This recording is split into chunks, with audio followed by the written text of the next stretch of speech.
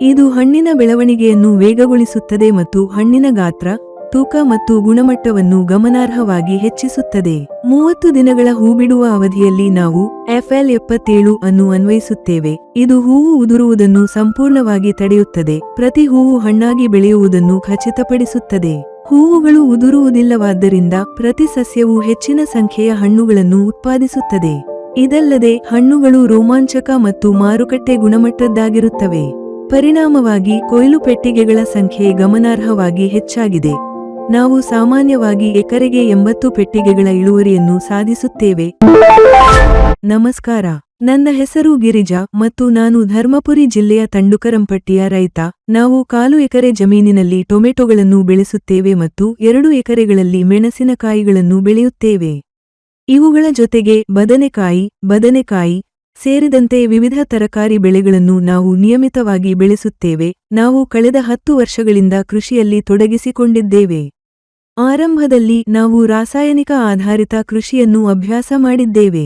ಆದಾಗ್ಯೂ ಮಣ್ಣಿನ ಫಲವತ್ತತೆಯನ್ನು ಕಾಪಾಡುವ ಮತ್ತು ಮಣ್ಣಿನ ಆರೋಗ್ಯವನ್ನು ಕಾಪಾಡಿಕೊಳ್ಳುವ ಗುರಿಯೊಂದಿಗೆ ನಾವು 6 ವರ್ಷಗಳ ಹಿಂದೆ ಸಂಪೂರ್ಣವಾಗಿ ಸಾವಯವ ಕೃಷಿಗೆ ಬದಲಾಯಿಸಿದ್ದೇವೆ. ಈಗ ನಾವು ನಮ್ಮ ಎಲ್ಲಾ ಬೆಳೆಗಳಿಗೆ ಸಾವಯವ ವಿಧಾನಗಳನ್ನು ಅನುಸರಿಸುತ್ತೇವೆ. ಟೊಮೆಟೊಗಳನ್ನು ನೆಟ್ಟ 20 ರಿಂದ 25 ದಿನಗಳ ನಂತರ ನಾವು ಅಭಿಮಾನ್ ಉತ್ಪನ್ನವನ್ನು ಅನ್ವಯಿಸುತ್ತೇವೆ. ಅದರ ಅನ್ವಯದ ನಂತರ ಸಸ್ಯಗಳು ಬಲವಾದ ಬೇರಿನ ವ್ಯವಸ್ಥೆಗಳನ್ನು ಅಭಿವೃದ್ಧಿಪಡಿಸುತ್ತವೆ ಮತ್ತು ಎಲ್ಲಾ ದಿಕ್ಕುಗಳಲ್ಲಿಯೂ ತೀವ್ರವಾಗಿ ಹರಡುತ್ತವೆ. ಸಸ್ಯಗಳು ಆರೋಗ್ಯಕರವಾಗಿ ಕಾಣುತ್ತವೆ ಮತ್ತು ಹಚ್ಚ ಹಸಿರಿನ ಬೆಳವಣಿಗೆಯನ್ನು ಪ್ರದರ್ಶಿಸುತ್ತವೆ. ಯಾವುದೇ ಬಾಡುವಿಕೆ ಅಥವಾ ಕುಂಠಿತ ಬೆಳವಣಿಗೆ ಇಲ್ಲ. ಎಲ್ಲಾ ಸಸ್ಯಗಳು ಏಕರೂಪವಾಗಿ ಬೆಳೆಯುತ್ತವೆ. ಅವು ಹಾನಿಯಿಂದ ಮುಕ್ತವಾಗಿರುತ್ತವೆ ಮತ್ತು ಸೊಂಪಾದ ಮತ್ತು ಆರೋಗ್ಯಕರವಾಗಿ ಬೆಳೆಯುತ್ತವೆ. ಅಭಿಮಾನ್ ಅನ್ನು ಬಳಸಿದ ನಂತರ ಸಸ್ಯಗಳ ಬೆಳವಣಿಗೆಯಲ್ಲಿ ಸಕಾರಾತ್ಮಕ ರೂಪಾಂತರವನ್ನು ನಾವು ಸ್ಪಷ್ಟವಾಗಿ ಗಮನಿಸಬಹುದು. ತರುವಾಯ ಹೂಬಿಡುವಿಕೆ ಪ್ರಾರಂಭವಾದ 30 ದಿನಗಳ ನಂತರ ನಾವು FL77 ಉತ್ಪನ್ನವನ್ನು ಅನ್ವಯಿಸುತ್ತೇವೆ.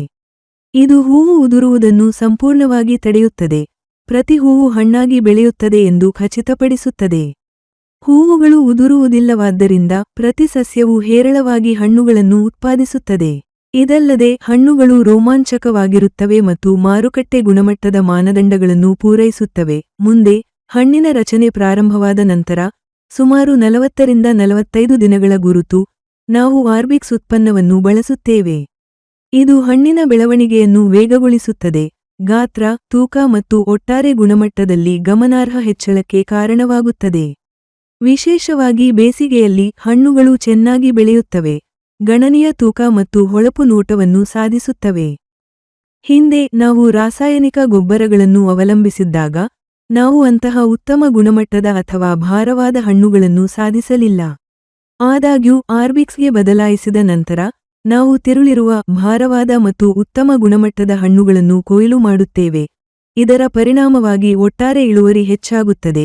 ನಾವು ಸಾಮಾನ್ಯವಾಗಿ ಬೇಸಿಗೆಯಲ್ಲಿ ಹೆಚ್ಚಿನ ಪ್ರಮಾಣದಲ್ಲಿ ಟೊಮೆಟೊಗಳನ್ನು ಬೆಳೆಯುತ್ತೇವೆ. ನೆರೆಯ ಪ್ರದೇಶಗಳ ರೈತರು ನಮ್ಮ ಹೊಲಗಳಲ್ಲಿ ಹಣ್ಣಿನ ಅತ್ಯುತ್ತಮ ಬೆಳವಣಿಗೆ ಮತ್ತು ಗುಣಮಟ್ಟದಿಂದ ಆಶ್ಚರ್ಯಚಕಿತರಾಗುತ್ತಾರೆ. ಅನೇಕರು ನೀವು ಯಾವ ಉತ್ಪನ್ನಗಳನ್ನು ಬಳಸುತ್ತಿದ್ದೀರಿ ಎಂದು ಕೇಳುತ್ತಾರೆ. ನಮ್ಮ ವಿಧಾನಗಳ ಬಗ್ಗೆ ಅವರು ಕಲಿತ ನಂತರ ಅವರು ಸಹ ಈ ಉತ್ಪನ್ನಗಳನ್ನು ಬಳಸಲು ಪ್ರಾರಂಭಿಸುತ್ತಾರೆ. ಹಿಂದಿನ ಋತುಗಳಿಗೆ ಹೋಲಿಸಿದರೆ ಕೊಯ್ಲು ಮಾಡಿದ ಕ್ರೇಟ್ಗಳ ಸಂಖ್ಯೆ ಗಮನಾರ್ಹವಾಗಿ ಹೆಚ್ಚಾಗಿದೆ. ನಾವು ಈಗ ಸಾಮಾನ್ಯವಾಗಿ ಎಕರೆಗೆ ಸುಮಾರು 80 ಕ್ರೇಟ್ಗಳನ್ನು ನೀಡುತ್ತೇವೆ. ಸುಧಾರಿತ ಇಳುವರಿ ಮತ್ತು ಗುಣಮಟ್ಟವು ಉತ್ತಮ ಆದಾಯಕ್ಕೆ ಕಾರಣವಾಗುತ್ತದೆ. ನಾವು ಈ 3 ಉತ್ಪನ್ನಗಳನ್ನು ಟೊಮೆಟೊಗಳ ಮೇಲೆ ಮಾತ್ರವಲ್ಲದೆ ಓಕ್ರಾ ಮತ್ತು ಇಂಡಿಯನ್ ಗೂಸ್ಬೆರ್ರಿ, ಆಮ್ಲ ಸೇರಿದಂತೆ ವಿವಿಧ ಬೆಳೆಗಳ ಮೇಲೂ ಬಳಸಿದ್ದೇವೆ.